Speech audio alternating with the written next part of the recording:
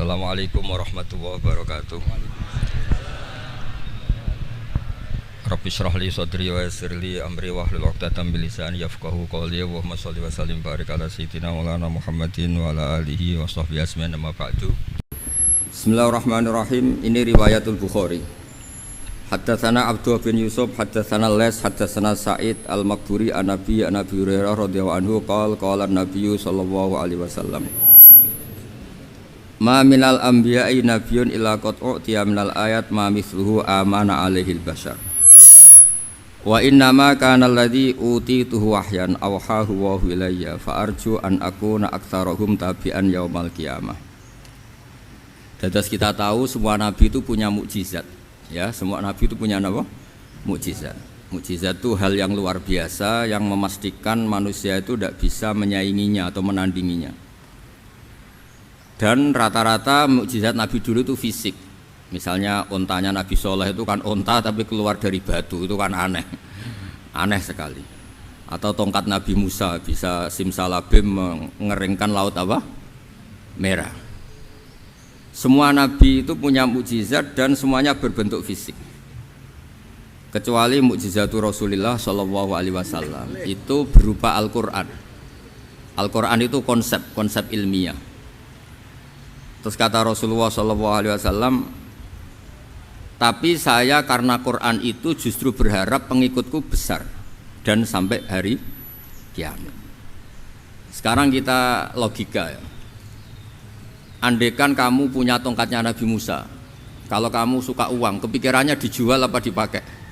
Kalau kamu suka uang, dipakai. Kalau kamu ahli suudon itu pikirannya ndak, ini asli ndak. Karena yang melihat di Turki itu ya sebagian gitu. Kalau yang suka perdukunan itu bayangkan itu miliknya. Mungkin dipakai ngakali orang atau apa, pokoknya bayangkan itu miliknya. Kalau yang kolektor pikirannya itu nanti ini laku berapa. Tapi kalau peneliti mungkin pikirannya itu ini asli apa enggak? Bukti aslinya apa? Repot lah. Lagi pula kalau kamu punya utang terus mau apa? Istri kamu marah mau apa kalau pakai tongkat? Nah, beda dengan mukjizatnya Quran, itu semuanya apa? Ilmiah. Orang yang sedang harmonis dengan istri bisa pakai ayat di antara ayat-ayat Allah itu apa? Wa ja'ala bainakum mawaddatan warahmah. Nanti kalau ditakdir cerai, saya tidak menyarankan cerai. Kalau ditakdir cerai, itu masih dimotivasi sama Allah, wa iyyatafarraqa yughnillahu kullam min sa'ati. Jika suami istri itu cerai, jangan-jangan suaminya dapat istri lebih baik, istrinya nanti dapat suami lebih baik. Jadi yang masa lalunya dianggap prahara. Kan banyak orang suaminya meninggal ketika nikah lagi ditanya, kangen sama suami pertama, alhamdulillah ini lebih baik. Padahal suaminya yang meninggal itu berharap istrinya ini kangen, ternyata dia sudah syukur dapat suami yang lebih baik. Jadi Quran itu menunggui kita ila yaumil qiyamah. Kita tidak bunuh diri, itu ya barokahnya Quran. Karena problem apapun kita dinasihati apa sabar, apa dinasihati sabar. Kan nggak mungkin kamu pegang tongkatnya Nabi Musa, punya masalah apa saja ngelihat tongkat, bisa apa tongkat? Tapi kalau Quran kan nasihat, solusi. Makanya Nabi berharap dengan Quran ini, saya berharap pengaruh saya, pengikut saya terbanyak ila yaumil qiyamah. Terus beliau dikomentari begini sama ini Fathul Bari, sarahnya Bukhari.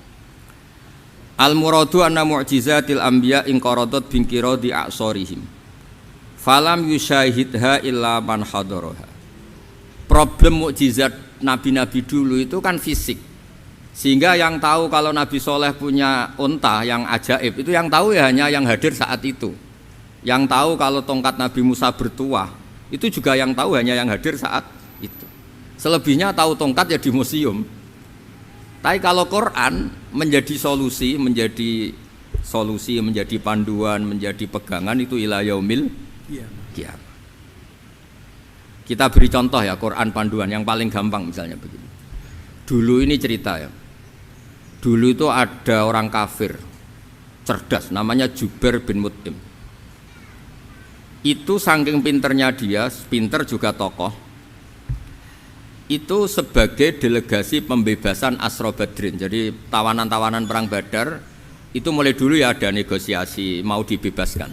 Terus orang-orang kafir ini menugaskan namanya Jubair bin siapa? Mut'im. Ini ada di Bukhari. Karena ini ngaji di Jakarta. Kalau orang nggak tahu hadis juga tanya ini sahih ndak gitu. Wong nggak tahu kok tanya itu aneh-aneh. Padahal kalau dibodoni itu ya nggak tahu. Tapi ya tetap tanya hadisnya ini sahih ndak. Ini kata kiai apa kata nabi ini ya Ribet. Memangnya kata nabi kamu dengar kan ya lewat kiai. Memang. Setelah itu Jubair itu datang ke Madinah. Dengerin ya, datang ke mana? Madinah. Kemudian dengar Nabi baca Wattur pas sholat maghrib. Jubair karena Nabi dulu gak ada hotel, gak ada pondok ya. Pondoknya Nabi hanya sufah itu. Nabi baca maghrib, bukan diskusi, bukan debat, baca Wattur wa kitabi mastur fi raqim mansur wal baitil ma'mur wasaqfil marfu wal bakhril masjur terus. Kemudian sampai pada titik ayat am khuliqu min ghairi syai'in. Masa manusia atau alam raya yang maujudat, yang nyata, yang wujud nyata. Kemudian asal usulnya itu ketiadaan. Ini kan hadhil alam maujud, alam ini kan nyata. Masa sesuatu yang nyata penciptanya itu tidak nyata. Jadi enggak mungkin ada faham nihilisme. Kalau faham nihilisme berarti melahirkan teori begini. Al-adamu yakhluqu maujudan, sesuatu yang tidak ada menciptakan yang itu kan akal enggak bisa nerima. Kalau sesuatu ini ada, penciptanya pasti ada. Terus akhirnya Jubair bin Mut'im itu simpuh di depan Rasulullah terus bilang, "Ya Muhammad, kada qalbi ayatir." Hampir saja hati saya terbang. Kalau riwayatnya Imam Ahmad, faka'an nama sudi qalbi, hati saya ini hancur. Semua teori yang saya bawa untuk melawan kamu sekarang luluh semua, hancur semua. Yang benar adalah teori Anda bahwa Tuhan itu satu dan Tuhan itu ada sebelum semua makhluk. Coba kalau Nabi Muhammad ada Jubair bin Mut'im terus menyembunyikan tongkat dekat mihrab, terus dilihat ini apa, paling pikirannya ini dari kayu apa, terus yang bentuk tongkat itu tukang pemahatnya siapa, kok kurang keren, kalau di Blitur gimana ya, kan malah panjang. Kira-kira kalau mukjizat itu dari tongkat itu malah panjang lah pokoknya panjang. Lagi pula kamu coba kan nggak ngarah mandi, itu yang mandi kan nabinya bukan tongkatnya. Coba tongkatnya Nabi Musa coba anak-anak beki itu dipakai mukul kucing aja tidak mesti mati itu.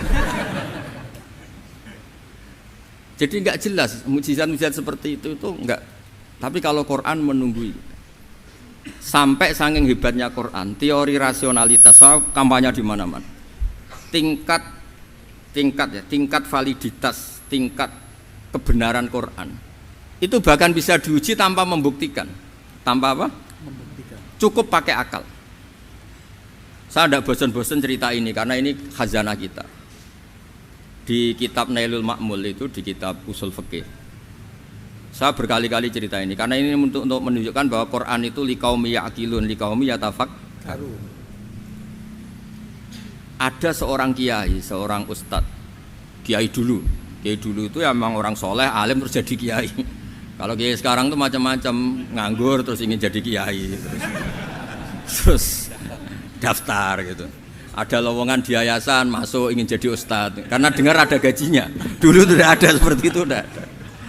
Makanya dulu itu kalau ustadz kiai pasti soleh karena dia alim terus ingin orang lain tuh mendapat ilmunya. Kalau sekarang nggak ada yayasan sehat, guru gajinya sekian, yang nggak ingin jadi ustadz tuh daftar karena ada gaji. Apalagi ada kabar, ada gaji, ada mes, ada wah yang daftar banyak. Tapi mentalnya ada kiai sebetulnya. Ya kalau sampean tanya itu baik dah Gus, ya setengah baik. Ya maksudnya setengah baik ya ada baiknya lah, namanya profesi ngajar itu kan baik. Tapi setengah saja karena motifnya itu nyari gaji, bukan ingin mencerdaskan umatnya Rasulullah SAW. Itu Imam Amudi itu guru matematika. Saya nggak bosan-bosan cerita ini, guru matematika. Muridnya sampai takut, ini masuk surga ndak? Kiai kok ndak ngajarin istighosa atau tahlil, malah ngajarin apa? Matematika. Beliau meninggal terus muridnya tanya, "Ma fa'alallahu bik?" Kira-kira gitu. Apa yang dilakukan Allah? Allah nyambut Anda gimana gitu.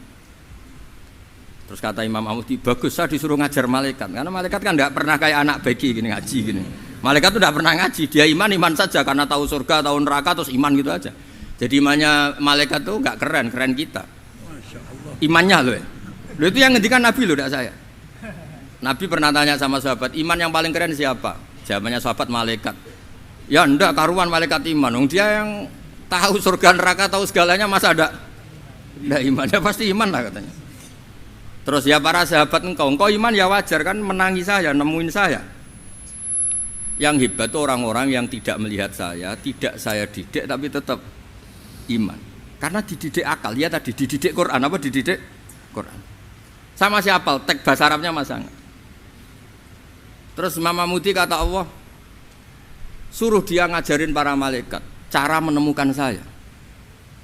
Malaikat dikumpulin, terus Mama Mudi disuruh ngajar.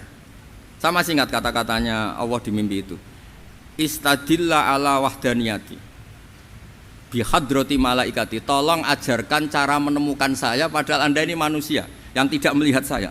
Anda di Jakarta kan hanya gedung-gedung, paling jadi khayal, terus nikmat lah, Anda ikut punya tapi ikut nikmati. Itu orang desa-desa kalau ke Jakarta itu pokrol, wah di Jakarta itu gedungnya tinggi-tinggi, tidak kayak kampung sini, lo udah ikut punya, ikut bangga. Di Jakarta orangnya cantik-cantik, tidak kayak orang sini, padahal dia ya tidak dapat orang cantik gitu. Jadi Allah itu saking pinternya, miskin-miskin ya bisa berkhayal dan bahagia. Nah, itu alhamdulillah betul. Akhirnya itu apa ini anak-anak begini saya tak niati ngajar standar anak-anak akademik. Terus pertama yang diajarkan hanya bilang gini, sama siapa teksnya? Ya malaikat wahai para malaikat.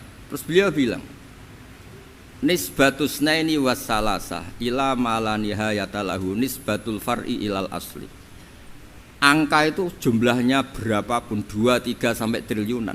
Semuanya itu nisbatul far'i ilal asli. Binisbat ilal wahid nisbatul far'i ilal asli. Angka 2 ya cabangnya 1, 3 ya cabangnya 1, 1 triliun ya cabangnya 1. Tetap yang asal usul adalah angka 1. Itu nangis semua malaikat. Cara Jawa itu mandekman kue iman kaya imanku. Makanya imannya ummatu Rasulullah sallallahu alaihi wasallam itu PD-nya yakinnya kayak imannya malaikat. Kalau Tuhan itu 1. Karena angka enggak bisa dimulai kecuali dengan angka 1. Makanya nisbatus naini wassalasah ila ma nihayatalahu iku nisbatul far'i ilal asli. Semuanya itu nisbatnya cabang ke induk. Berarti semua alam raya ini tetap asal usulnya 1, yaitu qul huwallahu ahad. Nah itu namanya akal. Umatnya Rasulullah itu ditinggali mukjizat akal lewat panduan Quran, sehingga meskipun kita tidak menangi Rasulullah, tidak menangi sahabat, kita tidak tahu malaikat Jibril, tapi cara iman kita ini tidak kalah keren. Yakin hakul yakin. Terus kedua gambar. Kamu gambar rumah, gambar hewan, gambar apa saja, mesti dimulai 1 titik. Entah gambar kamu bagus, entah jelek, tetap dimulai 1 titik. Nah titik ini namanya nuqtatul wujud. Semua alam raya dimulai dari 1 titik, yaitu nuqtatil wujud. Makanya Quran dimulai bismillah, dan bismillah itu dipilih sama Allah pakai pertama ba itu ada titik. Itu kata semua ulama, itu titik itu singkatan dari bi kana makana wa bi yakunu mayakun. Karena saya semuanya ada. Bi itu karena saya. Jadi makanya santri-santri beki tidak usah bayangkan kamu jadi wali terus bisa terbang ke Mekah, tidak usah. Kalau terbang ke Mekah ya sudah umroh aja bayar. Kalau enggak ya maklaran KBH atau apa, pokoknya cari gratis itu. Ya gratis kan, dapat orang 10 gratis 1. Terus orang enggak umroh-umroh dirayu-rayu supaya umroh. Repot. Itu pelanggaran fikih itu. Kalau orang punya utang itu wajibnya nyaur utang dulu gitu. Wah repot. Saya itu juga sering bingung di kampung-kampung. Gus sama umroh. Kenapa? Dapat gratisan. Minta uang saja buat nyaur utang, nggak boleh. Wah, secara fikih yang wajib itu nyaur utang bukan umroh. Nggak boleh Gus diminta uang, nggak boleh, harus umroh. Udah gitu saya ini bingung Gus mau umroh, nggak nikmati. Kenapa? Disuruh ngajar Gus. Repot semua kalau ibadah mergawe ya gini, bingung semua. Ya saya mohon anak-anak BK semuanya yang seneng Quran itu harus seneng sampai kayak saya sehingga tahu. Istidlal, mencari Tuhan dengan cara tauhid yang berbasis akal itu sedzahir imannya malaikat. Sehingga di klasmen iman itu manusia ulul ilmi, kita-kita yang nekuni ilmu itu nomor 1 prakteknya. Karena nomor 1 itu Allah karuan kan, syahidah Allah kan gak tertandingi, syahidah wa annahu la ilaha illallah. Terus wal malaikatu, malaikat kan karuan karena langsung menyaksikan surga. Dan ketiga apa? Wa ulul ilmi. Berarti prakteknya kan nomor 1. Kalau kompetitornya semuanya manusia, ulul ilmi nomor berapa? 1 kan?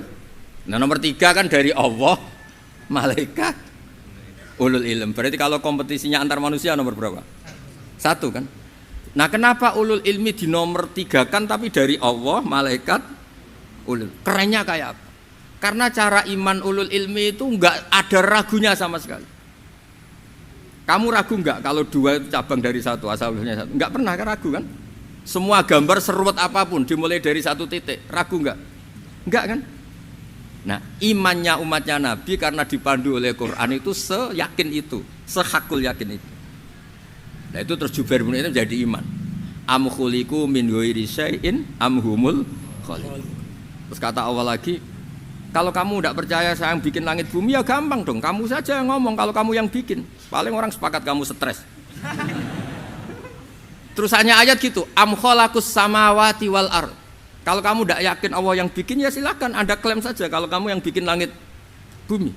Bala yuqinun. Kamu juga gak mau kan dibilang stres. Nah ini terus saya teruskan ya. Makanya mukjizat terbesarnya Nabi adalah Al-Quran. Karena Al-Quran itu cerita tentang hukum-hukum akal, cerita tentang logika-logika peradaban. Misalnya logika peradaban, contoh paling gampang. Di Quran itu ada sekian ayat yang Allah cerita peradaban. Misalnya wa ahsinu innallaha yuhibbul muhsinin.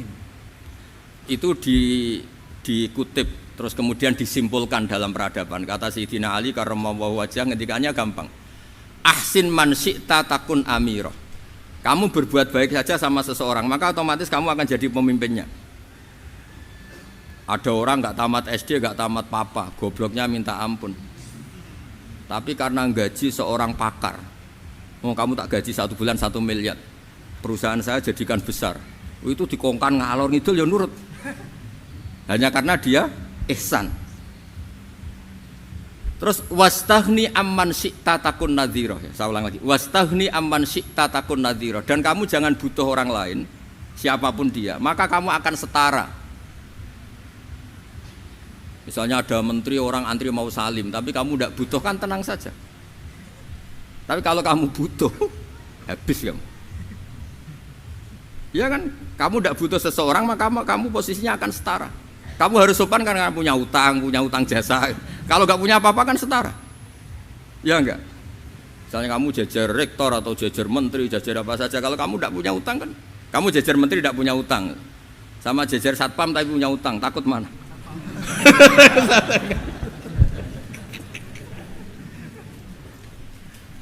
Kalau butuh itu mesti kalah kan? Ada pejabat misalnya nggak begitu cantik sama perempuan cantik yang kamu butuh ingin dicintai, takut mana? Padahal nggak jelas orang ini pangkatnya apa, nggak jelas. Jadi dalam hukum sosial itu kata Sayyidina Ali wastaghni amman syi'ta takun nadhira. Kamu jangan butuh seseorang maka kamu akan setara. Terus yang terakhir wahtas ila man syi'ta takun asiro, asiro pakai sin. Dan silahkan butuh seseorang maka kamu akan jadi budak dia. Ya coba misalnya Anda seorang profesor, seorang alim, seorang getop, misalnya mencintai janda di ujung kampung sana, jalan kaki 2 kilo, padahal itu gak tamat SD, tapi gara-gara seneng, kacau kan, logika kepangkatan hilang semua kan. Jadi itu hukum peradaban. Itu mewakili isi-isi sosial yang diterangkan Quran. Ya, jadi paketnya 3 tadi ya. Ahsin man syi'ta takun amirah. Kamu berbuat baik sama seseorang maka kamu bisa memimpin. Wastaghni amman syi'ta takun nadhira. Kamu jangan butuh seseorang maka kamu akan setara. Mbok kamu ketemu orang terkaya di dunia. Ya ketemu orang terkaya di dunia, kamu jejer, kamu tidak butuh dia. Tenang kan bisa setara kan? Tapi kalau butuh harus sopan, ngajukan proposal, harus berakhlak karimah. Makanya sekarang Anda kok berakhlak kenapa? Ternyata mau nyalek. Biasanya enggak berakhlak kok berakhlak. Ada apa ini? Makanya guyonan di Rembang itu Beb Husain itu. Kalau ada orang mendadak sopan sama temannya, temannya curiga, kok tumben sopan, mau utang ya?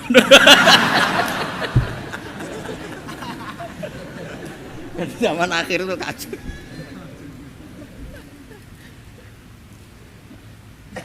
Ya di semua daerah gitu ya sama Pak Rektor ya.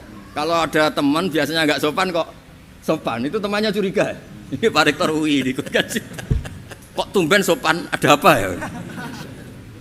Karena di mana-mana orang butuh itu pasti beretika.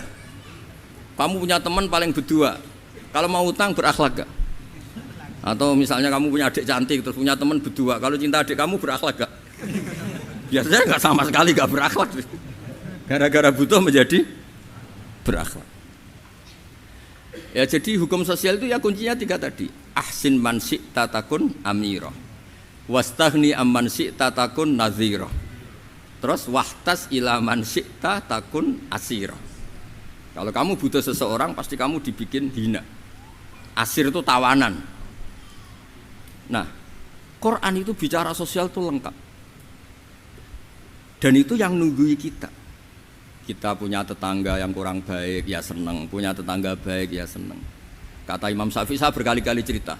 Kok seneng semua Imam Syafi'i? Ya bagus lah, kalau yang seneng saya enak lah, dijak jagongan, dijak ngopi enak. Yang nggak seneng saya, gak ngarah utang. Uang itu nak, kamu punya tetangga gak seneng kamu, aman kan? Aman. Gak akan pinjem uang kan, pinjem mobil. Uang gak seneng kok. Makanya Imam Syafi'i itu kalau ngedikan luar Syafi'i, diceritain orang, ya Aba Abdillah bagiannya, ya Aba Abdillah orang itu gak seneng kau, bagus lah. Loh kenapa bagus? Waman asa'a ilaika faqad atlaqaka. Orang yang enggak seneng kamu maka membebaskan kamu. Enggak akan pinjam uang, pinjam mobil, enggak akan ganggu waktu kamu, kan enggak seneng. Justru yang seneng-senengi masalah pinjam terus. Imam Syafi'i itu orang yang anggap dunia itu selesai. Ada yang cerita, ya Aba Abdillah, orang yang tadi cium tangan engkau, yang hormat engkau, di luar maki-maki engkau, ngerasain engkau, ngata-ngatain engkau. Ya bagus lah. Kok bagus gimana? Berarti saya wibawa, depan saya tidak berani. Berarti saya wibawa, di depan saya tidak berani. Berarti itu makomnya sudah kulillah sumadarhum fi khawdihim yal'abun. Sudah dunia itu selesai, sudah agak penting semua. Nah itu kalau kamu anak-anak beki ahli Quran sudah ayatnya kulillah sumadarhum fi khawdihim yal'abun. Sudah lihat Allah saja agak penting, makhluk-makhluk itu. Dah makhluk semua agak penting, sepenting Allah. Nah kita ini ditunggoni mukjizat seperti itu. Bayangkan misalnya kita ditunggoni tongkatnya Nabi Musa. Saya ngajar di sini terus ini tongkat. Terus nanti yang tanya, Gus itu kayu apa Gus? Nanti yang kolektor tanya itu harganya berapa Gus? Ruwet apa? Terus yang ahli suudon itu asli enggak Gus? Wah. Yang ahli suudon kan mesti tanyanya gitu, itu asli enggak Gus? Repot-repot pokoknya. Tapi kalau Quran kan jelas, kenapa? Jelas. Ya terus saya teruskan. Fala yamurru terus al murad anna mu'jizatil anbiya in qaradat bi qidari aqsam satu wa mu'jizatul Quran mustamirratun ila yaumil qiyamah. Wa kharquhu lil adat fi uslubihi wa balaghatihi wa ikhbarihi bil mawhibat. Terus kata ini yang ngarang Fathul Bari sarahnya Imam Bukhari. Fala yamurru asrun minal aqsar illa wa yadharu fihi syai'un mimma akhbaru bi annahu sayakun yadullu ala sihhati da'wahu wa hadza aqwal muhtamilat wa takmiluhu fil ladzi ba'da wa qilani ya anal al makna anal mu'jizat al madiyah kanat khissiyatan tusyahadu bil absar kana qati sholeh wa asa Musa. Mukjizatnya nabi-nabi dulu itu hanya penyembuh, hanya pelengkap, hanya nuruti keinginan mata. Seperti dahsyatnya apa? Laut Merah di sebelah apa dipukul sama tongkatnya Nabi siapa? Itu semuanya itu hanya memanjakan mata. Urusan mata. Terus wow itu. Tapi kalau mukjizatnya Nabi Muhammad itu berdasar akal. Maksudnya berdasar akal nih dengerin ya. Dengerin betul. Ketika Laut Merah terus tersibak kan wow itu keren kan?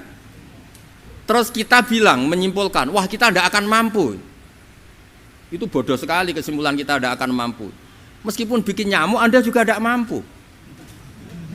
Loh untuk memutuskan tidak mampu saja kok sampai pertunjukan seperti itu tuh laopo, cek goblok gitu. Nah kalau kita karena umat yang pinter untuk memaksa kita nggak mampu, Allah bilang innallaha la yastahi ayadriba mathalam ma ba'udah. Kita melihat nyamuk langsung berkesimpulan tidak mampu. Saya berkali-kali cerita nyamuk itu sudah kecil, masih punya urat, uratnya kayak apa? Masih punya kuman, kumannya seberapa? Ya enggak? Nyamuk itu kecil, punya organ tubuhnya punya urat. Itu kalau kamu pinter, antara tongkatnya Nabi Musa menyibak Laut Merah sama nyamuk itu sama-sama berkesimpulan melahirkan satu faham bahwa kita tidak mampu. Loh, untuk memaksa tidak mampu saja kok pertunjukan ada onta keluar dari batu, Nakotu Soleh, ada tongkat yang bisa mengeringkan Laut Merah. Cik goblok ya.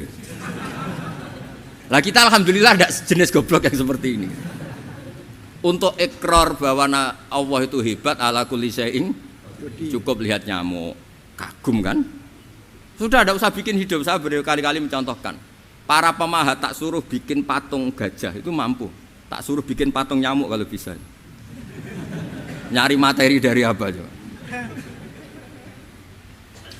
Gampang mana bikin patung gajah sampai patung nyamuk? Gajah, makanya Allah bikinnya contoh itu untuk ijaz itu pakai nyamuk bukan pakai gajah. Itu kalau ustadz-ustadz yang agak jorok malah contohnya nyamuk Gus. Itu kecil. Itu kayak apa? Di dalamnya dia hamil. Itu anaknya kecil lagi, telurnya kecil lagi, itu gimana itu cara bikin itu? Makanya di sini ada kitab Itqon, itu komentarnya itu lucu. Ini kitab Al-Itqon karangannya Imam Suyuti. Ini persis komentar saya tadi yang kata Imam Suyuti, pengarang kitab Itqon. Wa ya imma khissiyah wa imma aqliyah. Jadi mukjizat itu ada yang fisik, bisa dilihat indra, panca indra, bisa dilihat akal. Wa aktsaru mu'jizati Bani Israil kanat khissiyah li baladatihim. Bilada itu goblok, wa qillati basairihim. Dasar wong goblok. Mukjizat kok ngenteni sing wow. Maksudnya dasar untuk ngakui Allah hebat saja kok nunggu hal-hal yang seperti itu gitu. Paham gitu? Mergo likil latin apa aklihim.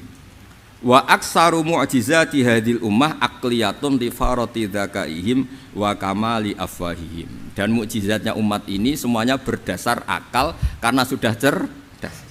Jadi andaikan kita melihat tongkatnya Nabi Musa menyibak Laut Merah dengan melihat nyamuk, kesimpulan kita sama-sama wow, sama-sama keren, sama-sama memastikan kita tidak mampu. Makanya terus Quran menerangkan kita wa ma min dabatin fil ardi wala ta'iri yatiru bi janahihi illa umamun amsalukum. Jadi keseharian kita lihat burung kok terbang. Itu sudah ayatun min ayatillah. Paham nggih? Dados niki kudu bangga ditunggoni napa Quran, nggih ditunggoni napa Quran. Wa mu'jizatul Quran tusyahadu bil basirah fayakunu mayatabi'u li ajlihi aksar. Terus li annal ladzi yusyahadu bi ainir ra'si yang qaridu bin qiradi musyahidi. Sesuatu yang tampilan dahsyatnya itu disaksikan mata, maka itu bisa habis. Era tongkat Nabi Musa seperti itu habis enggak? Bisa mengeringkan Laut Merah, habis kan? Tapi era mukjizatnya Quran ila yaumil qiyamah. Ya contoh sosial, saya kembali lagi ke sosial. Kamu punya teman awet atau punya istri awet, itu konsepnya ya wal kadhiminal ghaidh, agak gampang tersinggung. Coba kalau kamu setiap tersinggung putus, setiap tersinggung habis, kamu tidak punya teman, tidak punya istri. Sampai kita awet seperti ini, kalau kecewa ya wal kadhiminal ghaidh, ngempet. Termasuk saya ini biasanya ngaji khusus terus baca gini ya kecewa. Tapi barokahnya diwarai Quran wal kadhiminal ghaidh, ngempet Gus, ngempet. Terus kecewa sama teman, kenapa tidak putus? Karena wal afina aninna, sudah kalau kecewa maafkan. Coba kalau kita kecewa presiden demo, kecewa menteri demo, kecewa orang tua minggat, ya kalau dicari, kalau tidak kan malu. Saya itu punya teman tak tanya, kecewa Gus sama bapak itu, kenapa tidak minggat? Malu. Kenapa malu? Takut gak dicari. Itu orang tuh paling malu itu kalau keluar dari rumah nggak di. Saya punya teman lagi, saya ini takut mati Gus. Kenapa? Takut istri saya tidak nangis Gus. Itu kematian terburuk itu kalau saya mati, tahu istrinya tidak nangis. Oh, itu malu betul itu. Makanya jangan mati. Pokoknya pastikan orang sekeliling Anda nangis itu baru berani mati. Kalau enggak jangan. Ya, jadi mukjizatnya Nabi itu luar biasa. Walladzi yusyahadu bi'ainil aqli bakin yusyahiduhu kullu man jaa ba'dal awali mustamirran. Sesuatu ilmiah, sesuatu agama atau apa saja yang logis itu akan abadi ila yaumil. Kayak tadi. Ketika kita kecil diajari apa? Wujud, qidam, baqa, mukhalafatul hawadisi, qiyamuhu binafsihi wahdaniyat qudrat iradah. Itu ila yaumil qiyamah. Karena kita pasti punya logika tadi, masa alam raya yang maujud didahului ketiadaan. Kemudian ketiadaan ini kita rumuskan, ketiadaan inilah yang bikin alam raya. Di mana-mana nihilisme, ketiadaan ya layu asfiru say'an, namanya tiada ya tidak punya akibat apapun. Yang punya akibat apapun ya sesuatu yang wujud. Lalu itu kan ila yaumil qiyamah, sampai kapanpun teori itu akan nunggui kita ila yaumil qiyamah. Tapi kalau tongkat Nabi Musa ketika kita tidak melihat kan punya alasan tidak ngandel, Musa tidak tahu. Tapi kalau kamu seperti ini, orang paling mulhid sekalipun, paling ateis sekalipun, terus ditanya, bisa enggak Anda mulai angka di luar angka 1? Tidak bisa kan? Makanya benar Imam Amudi tadi ketika diminta Allah, istadilla ala wahdaniyati bi hadrati malaikati, tolong ajarkan kenapa manusia begitu yakin kalau saya ini satu, padahal mereka tidak melihat saya. Terus beliau ngendikan apa? Nisbatus naini wassalasa ilal wahid nisbatul far'i ilal asli. Angka 2, 3 sampai enggak terbatas, semuanya dibanding angka 1 itu nisbatul far'i ilal asli. Semuanya itu cabang dari angka 1. Itu mbok siapapun enggak usah ditunggoni nabi, enggak usah ditunggoni wali. Logikanya akan seperti itu. Itu yang dimaksud apa? Walladzi yusyahadu bainil aqli bakin yusyahidu kul man ja'a badal awal mustamir.